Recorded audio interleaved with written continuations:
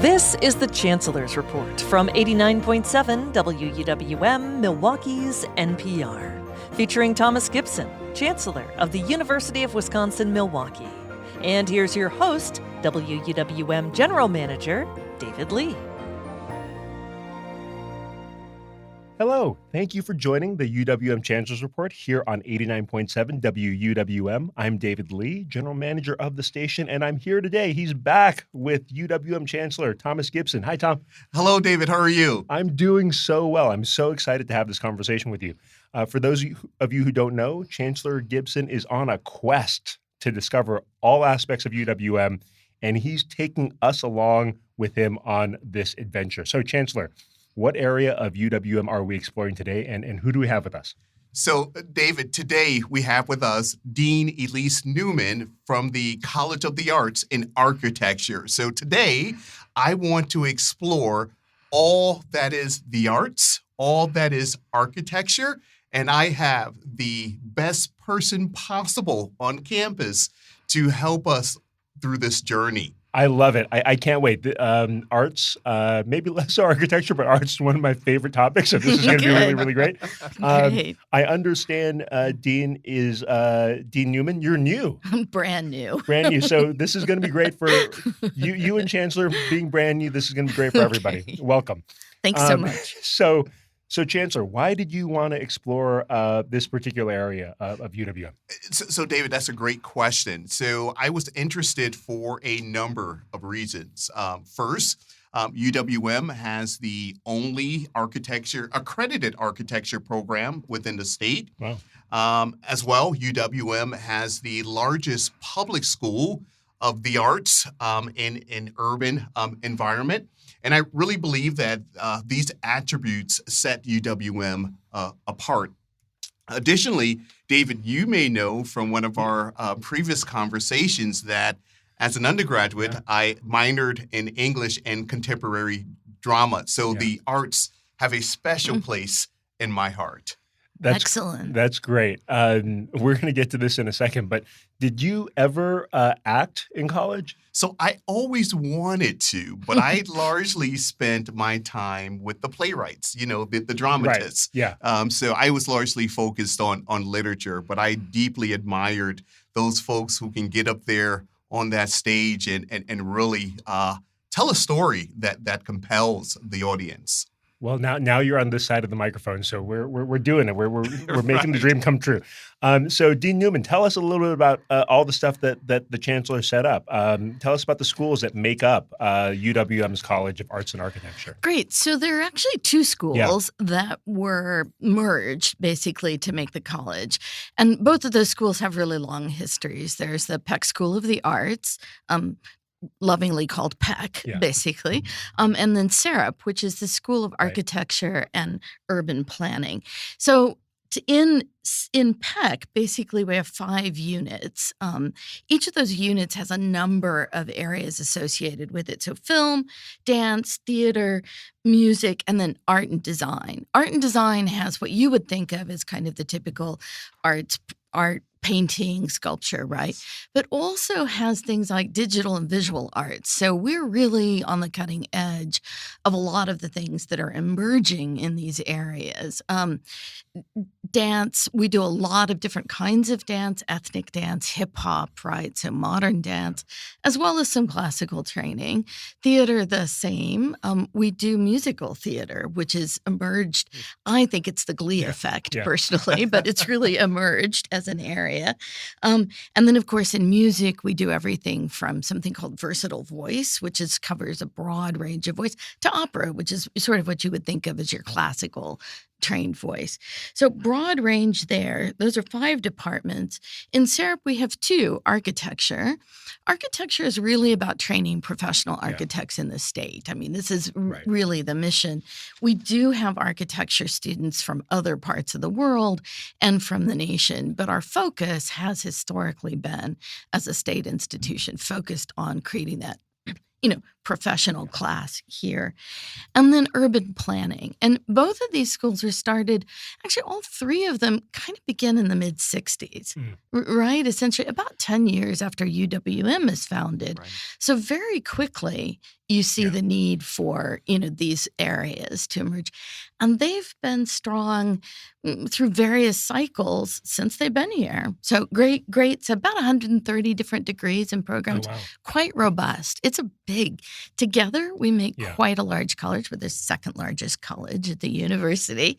So we have about close to 3,000 students, about 300 faculty. Wow. Yeah. Despite the fact that I work here, I missed the memo on the merger, which is why when I was reading the prep documents, I was catching up, right? Right. Is this an unusual combination of architecture and the art school? So historically, in a way, not. But to have the technology incorporated in these departments the way we do, I think it makes them a little unusual. So historically, art, architecture, the humanities have a lot in common, right? Architecture can also be a social science. So, and even does some work with engineering. So a little broader, but now today in the workforce, you see the set of skills associated with these departments playing out across the workforce. So if you think about just making content for the internet, what we're doing today, all the production value that goes into this, having music, having visual things, content, as well as the content that you're seeing in the city, right? Clearly, architecture and urban planning make the city. So I think with the technologies that we have and the kind of illusion that's occurred between, you think about what's digital, what's visual, what's material, you see these disciplines working together in ways that that I think are new and interesting and kind of fresh today. So I think it's a very exciting combination. So prior to my job here, I ran Imagine MKE, which is our city's arts and culture advocacy office. And I think one of the things that we kept talking about was that this idea of an arts education wasn't necessarily about training the next generation of the concertmaster at the Milwaukee Symphony Orchestra, for example. It is that might happen, and that's a good outcome. But moreover, it's actually about training a sense of creativity and design that is actually helpful for all jobs, right? Like you're essentially like creativity is essentially problem solving in a way, right? Yeah, absolutely. So if you think about the idea of two-dimensional versus three-dimensional, and really the way in which we're now designing almost anything, which is computational, it's in the computer. We're using these technologies. These disciplines all use that, even music. Right? Which is actually managing sound in the same way that we manage the visual image. So even in I think of as the most, one end of the classical musical spectrum, any recording you hear today, as opposed to what you would have heard 40 years ago, is actually being managed in terms of the digital content really significant. So these skills translate to Google, to manufacturing, to, you name it. Our students are in the world in all sorts of disciplines. And there's also that really fascinating stat. I can't remember off the top of my head, but like something about like a really high percentage of engineers also play music, right? Yeah, absolutely. There's something about that context, right? That sort of engages that part of your brain. Right. And also fascinating, you see a number of students who pursue undergraduate degrees in the arts, and they later pursue law school, business school, or business, right? Exactly, or medicine. Is those skill sets and the training that they acquire just have huge application. Yeah. As somebody who went to a performing arts high school, the old wives' tale that they told us in drama class was that if you don't make it as an actor, you can become a lawyer. General manager of radio station was not on that list. So Dean, I understand you joined. You're brand new to UWM just a few months ago. What drew you here and to this particular college? So I'm a big believer in public education. So I was always going to look at universities that were in the public sector rather than the private sector. I applaud the private sector, but I just think the public sector is really critical, particularly in the 21st century, because it's making education available across, right? It's equitable. It's making it possible. So that was a driver for me. And when I saw this post for this position, I got really excited because it's in the Midwest. That was a new place along the lake. Of course, Milwaukee itself, which I've come to learn is even more amazing than I thought it was initially. Than what the brochure said, Exactly. It really is quite the city. So I was excited about that. And it's an urban serving environment. Yeah. That was the other thing that really drew me. I really am an urban girl when it gets right down to it. That's great. Well, we are so glad that you're here. So Chancellor, let's talk a little bit about enrollment and retention. I heard that there has been some pretty good news this year. Absolutely. So, David, are you ready for this? I am. I'm so ready. UWM just welcomed its largest incoming class since 2009. What? That's incredible. Amazing. Absolutely. So we are bursting at the seams. The campus is full of good energy and vibrancy, and I'm really enjoying getting to know each of our newest students. Our retention rates are also increasing, and the College of the Arts in Architecture is an exemplar of student success and student retention. And in both of those schools within the college, they are serving as a model for retaining students, and I just couldn't be more proud of the work that's happening there. That's great. So Dean Newman, what's the secret to retention in arts and architecture? So we focus on how students learn in our areas, not just what we're teaching them, but how they're actually learning that material.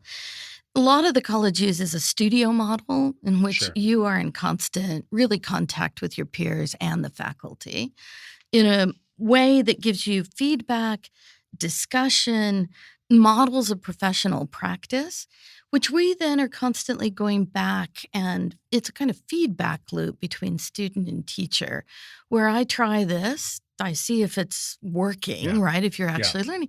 If it's not, I come back, I have to adjust. It's a kind of immediate, real world feedback, as opposed to I'm looking at often if you're grading an exam, it's a little slower in terms of the feedback. Not bad at all. I'm not criticizing any. Wouldn't want to throw shade on any other part of the university because it's all good. It's all good, yeah. But our disciplines really rely on that kind of interaction. Yeah. So we're really educating for success in those fields, right? The people who are teaching you are the people who are also doing that. Yeah. So it's a kind of, we actually refer to it as a sort of deliberate practice. So in order for you to become a world-class anything in any of these fields, you really have to learn from somebody who knows what that is. Is that part of the culture of the newly merged school, or is that culture that existed in both places? Like, how does that happen? Yeah, so that's a culture that exists historically in the disciplines. Yeah, got it. Right? Sure. I mean, I love to tell my faculty who, on the one hand, the world tends to think, hey, that student just had talent, right? So they came into that area because they had the talent. That's part of it, That's though, right? part of it, but it's not all of it. And it's Right. important to recognize it because our faculty are actually taking that student and they are enabling them basically to do better. They're teaching them how to do it. I give you an example. World-class chess players actually don't have to do with IQ. It turns out you just have to really learn chess from a world-class chess player. I'm just saying, you have to want it. Practice and hard work are critical. That's true in a lot of disciplines. But in ours, you really do have to have direct contact with somebody who has achieved that level of success.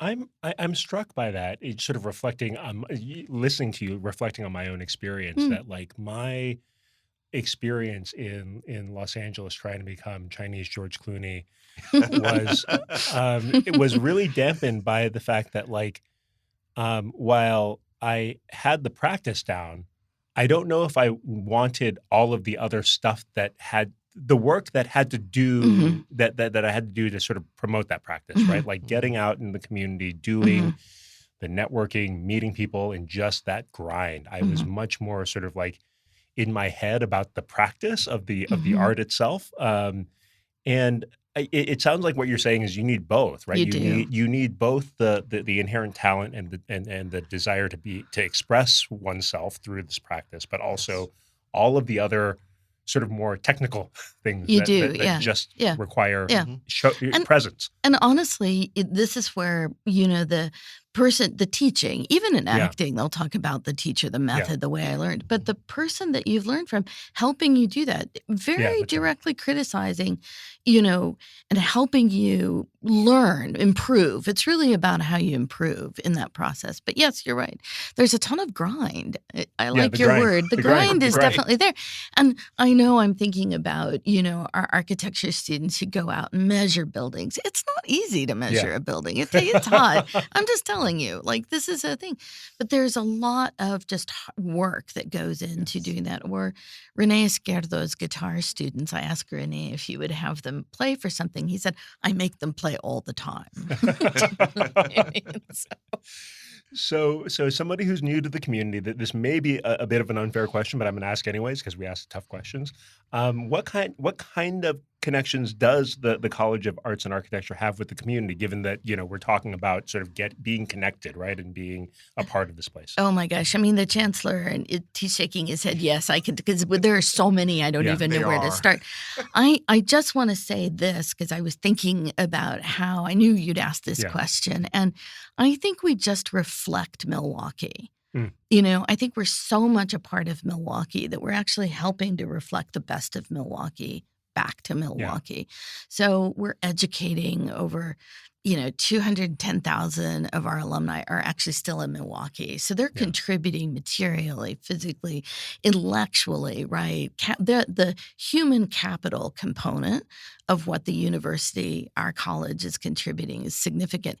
We are a major arts community, art and architecture community. Just go down to the Third Ward, go to the Harbor District, go where Kenilworth is, one of our big facilities. We've really helped to generate the kind of growth around Kenilworth when the university decided, hey, that's going to be one of our sites. So we do it in so many ways, some of them obvious, some of them not so obvious, but I think we're tentacles everywhere. It does. I love that. I'm sorry, I didn't mean to jump over you on that one, but I just think that feels like such a sort of a parallel conversation about how we view our arts community here, right? Because our arts community here in the region is incredible. The saying is that we punch above our weight. And yet nobody knows about it. This is my single biggest challenge since coming here. And every time I peel back the onion, I'm like, wait a minute. You're doing that? Yeah. So I think that's part of the work, don't you, Chancellor? I totally agree. And I was struck by the very notion that the college produces more than 350 performances and exhibitions annually. And so there's a lot of folks that are connected to the good work being done in the college. And there's still some that do not have awareness. So we're working each and every day to ensure that we amplify these opportunities to create more awareness and certain more opportunities to engage and interact with us. Absolutely. So I think we talk a lot about awareness. We talk a lot about community connections, but Chancellor, why, just to put a fine underline under, why is it so important? It's extremely important, David. I believe that when our students are able to engage in the greater community, it affords experiential learning opportunities for them. Yeah. It also allows our student to be mentored and supported by our alumni and friends and partners of the institution. And when we put on events within the community, it allows an opportunity to engage the greater city of Milwaukee. Yeah. It serves as one of our front doors to the institution, and it allows the greater community to be enriched by our students, and our students, conversely, being enriched by the audience and their reactions to their work. So you mentioned being engaged with the broader community. How about our connections outside of the Milwaukee area? So I can give you a few examples, that'd David, because I think those are the best way to explain it. So Ishmael Kenny, one of our dance faculty, performed at Sadler Wells in London over the summer. Wow. And The Guardian said this was the best dance performance of 2024. So there you go. How amazing That's is that? incredible. Yeah, I mean, why don't we know about that? That's incredible. This is what we're going to work on. This is absolutely. what we need to let people know. So I mentioned Renee, our guitar. It's really, frankly, a kind of, I'm going to call it not an official center, but a center of excellence in guitar, Yeah. because the students that go through this program, first of all, they're coming from all over the world. Renee had 70 performances last year in major venues. He was at Carnegie over the summer performing. So this is a faculty member who is, modeling what I was talking about. His students won competitions in the last just 3 months: Taiwan, France, Italy. I know there are more. Spain. There was a big competition in Spain. So if you think about it, we're probably the best place to go if you want to learn classical guitar in the United States, and one of 5 in the world, I'm pretty sure. Because those students, you're going to hear them on Columbia RCA. These are the students who get picked up by recording studios. Film. Let me give you an idea of film. So it's the top 50 in the world. Basically, they're... Did you hear that, David? I did. Yeah, just so that we're right. Just so we're clear, right, just so Dean? we're clear, exactly. Let me say it again. Top 50 in the world. But what does that mean? That means that our students, faculty, and alumni, this is a broad group, right, are basically screening at Sundance, New York, Toronto, Rotterdam. Again, we're producing filmmakers that are going to define what filmmaking is. So a hidden jewel, right? Who knew? That's right. But you think about it, that's had reverberations in the Milwaukee community. So there are people who know, because our film community here is pretty phenomenal. So you do see a kind of reciprocity, I think, in these two scales of things. Architecture, one of the largest prize, the Marcus Prize. We're in the 20th year of this. The Marcus Prize is a pre-Pritzker Prize. The Pritzker is the highest awards at the Nobel for architecture. Oh, wow. The Marcus Prize is one of the largest, if not the largest prize in the United States being offered for up-and-coming architects. And in the last 10 iterations, they've predicted at least 4, if not 5, I'm trying to remember, of the Pritzker Prize winners. Oh, so wow. we try to get them right, in the couple of years before they go forward. Urban Edge, another significant prize. I mean, work and research that goes with the health sciences, engineering. We're looking at AI, manufacturing. You wouldn't think we'd touch so many things. Yeah. But this is part of what I was talking about with the skill sets that are now possible to kind of percolate across multiple areas. That's so incredible. And I just want to loop back to the top 50 film school, because I had learned this 5 or 6 years ago, and it just boggles my mind because I went to Performing Arts High School. I studied film in college. Had I had known, right, back in the day when I was going to college, that UWM had a top tier film school, I would have considered it as somebody who grew up in San Francisco. Yes. And it was just, it's just not known enough that we should be a place for people to think about when they're thinking about a future in the arts. Right. And that's part of the reason why I have the dean here with me today, because I do not want to be the chancellor of anything that's the best kept secret. No, that's right. It's got to be the worst kept secret, right? It's got to be the open secret. It's got to be out and about. It has to be ubiquitous. Yeah. It has to be widely known and respected. And each of our programs are. And the dean and I and many of my other colleagues, we are endeavoring to tell these stories more often and more broadly, so folks could know how much of a premier institution UWM truly is. That's so incredible.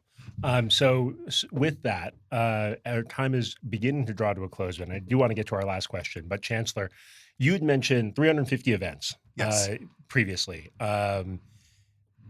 Can you tell me something that you're looking forward to attending? Absolutely. So there is a jazz ensemble that's scheduled for next month, October 23rd. I believe there's also an African dance to ballet performance taking place. I can't wait to see that. I will likely bring my daughter. She's really interested in dance. And then finally, there is a session entitled A Day in the Life of a Student Majoring in Film and Animation. So those three performances are already on my calendar. That's great. That's so exciting. I'm looking forward to potentially joining you. Fantastic. That's great. I love that. I think I can swing tickets. Okay. Oh yeah, David, I know someone. We'll be in touch. We'll be in touch. I know someone. So at the end of every show, as our time is drawing to a close, we get a chance to share the coolest thing we've done in the past month. Chancellor, let's start with you. We'll go around the horn. I think the coolest thing that I did most recently was to attend the Open Milwaukee event and at our School of Freshwater Sciences over the weekend. Yeah, so doors open. Doors open. Thank you for that correction. Yep. Yes, so that was fantastic. And in fact, I had never been to our School of Freshwater Sciences. It was on my schedule to visit, but this presented an opportunity for an early engagement. So that was pretty exciting, particularly the community engagement. Yeah, that's great. Were people surprised to see you there? Yes. Yes. Even some of my colleagues. That's great. Dean Newman? I'd have to say it was our freshman orientation, the first day of, having all of these new students on campus. We did it in Spates Plaza. I think I'm pronouncing that correctly. Yes. Yep. And they all had yellow T-shirts on. We had music. My office looks out over the plaza from one of the corners. And I went down to find my other deans and couldn't find them because the crowd was so big. Like there were so many people. So at a certain point, I said, okay, I'm going to go up because I know I have this great view. And I watched this just magical, amazing event unfold. They were dancing. They were excited. That buzz that's in the air. It was so amazing. Yes. That's what makes our jobs, worth everything, right? Those moments where you just have that, wow, it's going to happen. We're going to make the world different. We're going to make it better. Yeah, it was great. Thank you so much for You're that. welcome. Chancellor, thank you for helping us discover a bit more about the arts and architecture at UWM. And Dean Newman, thank you for sharing your insights as well and for joining us. Thank you. Thank you so much. My absolute pleasure. You've been listening to The Chancellor's Report featuring Thomas Gibson, Chancellor of the University of Wisconsin-Milwaukee. If you'd like more information, go to uwm.edu/chancellor.